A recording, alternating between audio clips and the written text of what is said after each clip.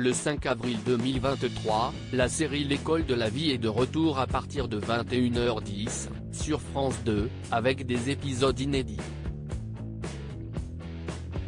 Dans cette deuxième saison, les téléspectateurs pourront suivre les aventures d'Alexandra Delage, Julie Debona, une professeure de français et de théâtre très investie dans la vie de ses élèves.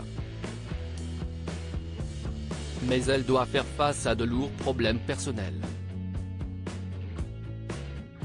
Mélanie Page y incarne quant à elle Sandrine Joubert, une professeure de mathématiques un peu déjantée. Elle était donc conviée sur les ondes de Sud Radio ce mardi 4 avril pour faire la promotion de la fiction.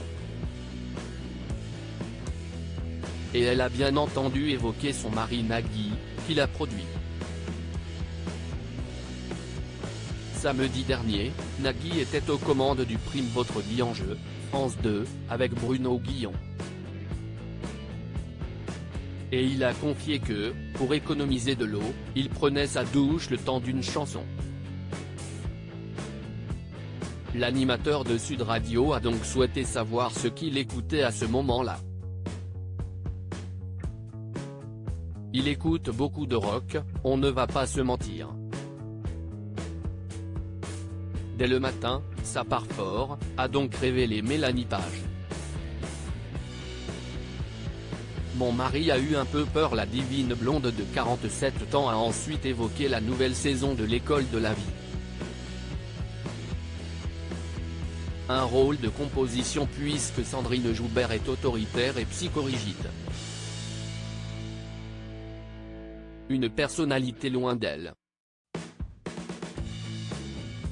Elle avait pour condition de ne jamais sourire, ce qui n'était pas toujours simple. L'animateur lui a ensuite demandé s'il n'y avait pas eu de jalousie de la part de son mari car son partenaire de jeu Bruno Sanchez a quand même un corps incroyable. Mon mari a eu un peu peur, a alors plaisanté la maman de Roxane, 2004, Annabelle, 2008, et Adrien, 2012. En parlant de Nagui, il a été rappelé que le présentateur phare de France 2 était le producteur de la série. Il intervient beaucoup avant et après. Il est évidemment venu sur le tournage. Je lui ai un peu dit de ne pas venir les jours où j'y étais pour ne pas être la femme du producteur. Si est un peu compliqué. Mais il est très passionné par son nouveau rôle de producteur de fiction, il adore ça, a alors précisé Mélanie Page. Une demande que son cher et tendre a, on l'imagine, respectée.